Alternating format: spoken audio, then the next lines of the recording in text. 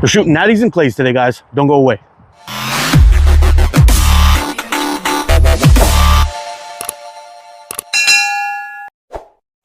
Well, it's not always I get to come out here and shoot clays and not have to worry about ricochets or ammos or anything bouncing all over the place. But here we are. We're going to go ahead and take a couple of shots. We got a nice little can here set up. We've got the Battle Tree. We've got the Texas Star. I've got a little flipper tree. We may take a couple of shots at a wiffle ball also. I could also hang that off of the tree and not have to worry about it, about the ammo landing in my catch box and melting and making everything goopy. So should be a little bit of fun. I'm gonna turn you guys around real quick, show you the frame that I just made. I'm super proud of, and I'll show you a pickle fork that I'm gonna be shooting a little bit today, trying out clays for the first time with that as well. Basically with the Can Killer setup, I got this guy set up here.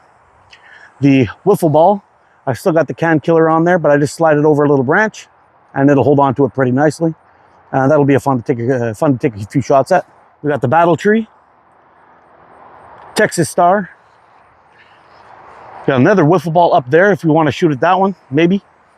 And we've got the flipper tree.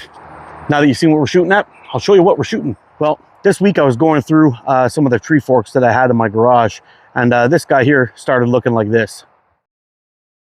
So basically I made a couple of cuts on it and then drew a little design of what I wanted it to look like. And sure enough, this was what I had in my head, but getting the wood to cooperate sometimes isn't the easiest thing in the world, but I'm really pleased with how this one came out. We're going to take our first few shots with it today, see if we can put a couple of pokes on the can over there, and some of the other targets that I showed you earlier. And at the same time, I figured it would be fun to come out and try shooting some clays with a pickle fork. And we got the Pickle Billy here today, this little beauty made by Hillbilly Slings and Wares.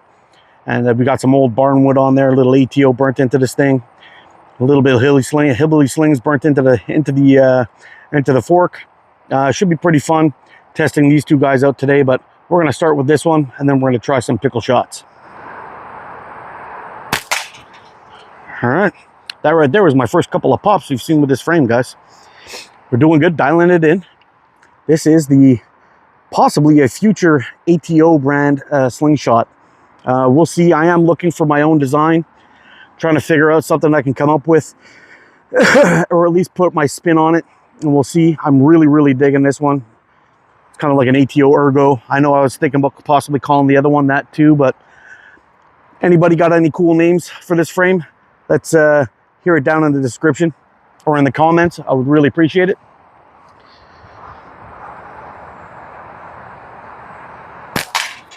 I am actually looking to come up with an ATO style slingshot. This might be the one. I'm kind of enjoying the way it feels and shoots at the moment. Oh, got a crazy curveball on that one. That's part of the problem with these clays. I'm going to show you something in a second. Yep, shooting curveballs. Some of these are just gigantic, and some of them are tiny and weird shapes, unfortunately, but I got a handful of decent ones here. Yeah, and look at this. Some of them are so badly shaped they look like this. Yeah, it's just not even gonna bother shooting that one.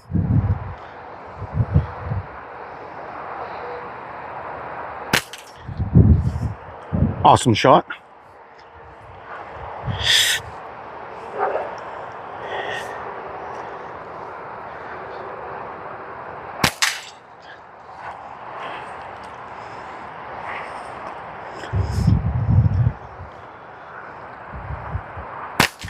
Ah.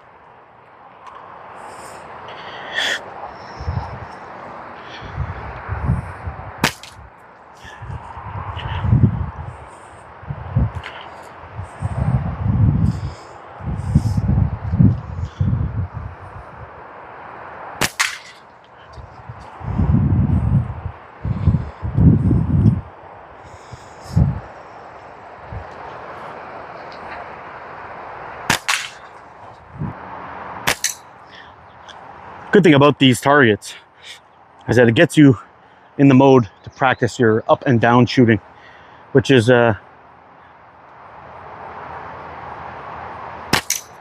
a good thing to practice if you're ever planning on going out and doing some hunting and whatnot.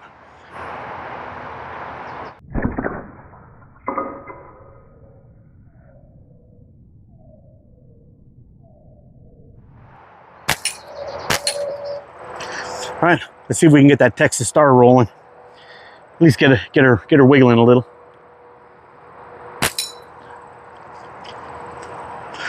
Not bad.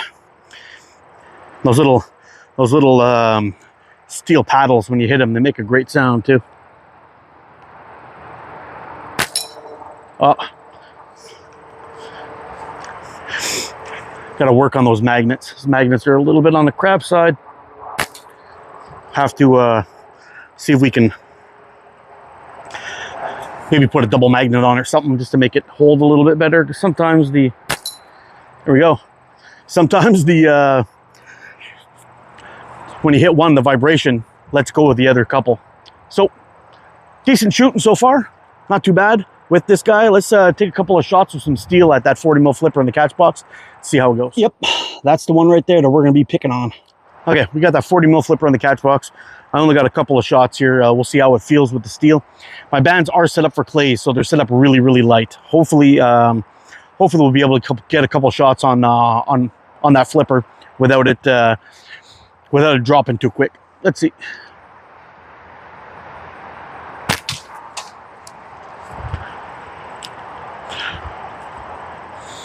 I did actually have to aim a little higher, which is a little weird. Surprised I missed that one. Went a little bit left for some reason.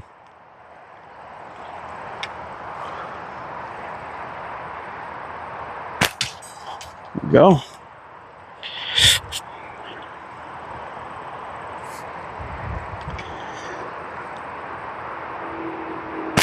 Oh, yeah. So that little bit of, usually with a regular band set from 10 meters, I aimed directly at that 40 mil flipper and usually hit where I point. In this case, I aimed for the middle this time and I was right under it. So yeah, so not repeatable if I'm aiming there. So actually, to shoot steel, I would definitely probably cut a centimeter off of these bands and we'd see a big difference. Yep, not bad. Well, so far, I'm pretty damn impressed with this guy. Love the way it looks, love the way it feels. Shoots pretty damn good too. We'll just have to get a proper band set on there for 8 mil steel and then just start letting them rip. But absolute win on this guy. Love it.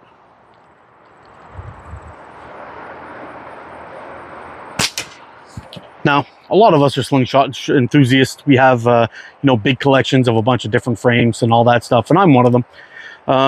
But there's something about making your own natty that's kind of sweet. You kind of, the first couple of them, guys, I'm going to be honest with you, I made 2 before that one that I put in that giveaway or that in that raffle. The first 2, never even had a shot fired through them. I was just looking at them. They looked horrendous. They were terrible. But while I was trying to grind those things into something shootable, I came up with the idea of how I wanted my one to shoot, or how one to make and what to look like and whatnot. Turns out that the dimensions for me were all wrong. I mean, it was really, really wide frame. The forks were wide, the forks were narrow, the forks were long, but I was able to work with the wood nicely to actually produce something pretty nice. Now, if I was to keep that slingshot today, I would cut those forks in half, make it much, much shorter, and it would have been a probably much better shooter for me, even though it'd still be a little bit wide. But I learned a lot from that slingshot. That's how I got my idea of fork widths. I realized that if I aimed farther down the clip, all of a sudden I started hitting the can. And actually I have a video of this. I was shooting it on an island with a homemade slingshot, a hand-carved slingshot. Anyway, the cool thing about that frame is that when I was building it, I was learning a lot about shooting itself. I took a lot of those things that I figured out from building that frame into what I would like to hold on to and how I'd like to shoot, all this stuff. And then there was a sense of pride with that thing. I held on to that thing for years before I decided to put it up for a raffle. And my goodness, it's a pretty damn cool slingshot. since then, my building skills kind of got better with each one. And now we're here with this guy, which was a completely new challenge for me, something I've never done before, and it came out beautiful. I'm super happy with the way this thing came out, and it seems to be a pretty damn good shooter. I mean, we don't have the right bands on them yet. I've got it set up with the 0.45 Omega slings, which are excellent bands for 8mm steel, but I usually cut them quite a bit shorter than what I have on here, so they're not going as fast as I would like them to, and I have to adjust my aiming and everything, but that's not a big deal. Once we have these things set up, I already know that once I have this thing lined up and it shoots beautifully, I just have to make sure that I'm adjusting for the extra length on the bands and the slower speeds. But I gotta tell you, there is that aspect or this section of this whole hobby that I love, and that's when you're out there making your own slingshots. You put the time in, you come up with something pretty cool, something neat. You get to explore different shapes and sizes and everything that you'd want to do on your own, and it kind of adds something to this whole sport that I really love. There's a little bit of pride of being able to make something of your own. I'm super proud of this one. It came out beautifully. The fact that you can make something that's surprisingly accurate. I mean, really, it's got a lot to do with your skill, but when you're able to put shots on a little flipper like that one we're shooting at here today on the regular, I mean, you could really get yourself something that's, you know, a high quality slingshot that you've hand carved yourself with next to zero cost at all, which is pretty sweet. So if any of you guys are thinking about making your own natties, carving something out, shaping it out, you can do it all with hand tools if you want. The power tools do make things a little bit quicker and easier for you, and you may want to make more by using those. And I'm hoping at some point I can get a bandsaw, and it'll make a lot of these builds much easier, precise, and the quality will even go up to another level.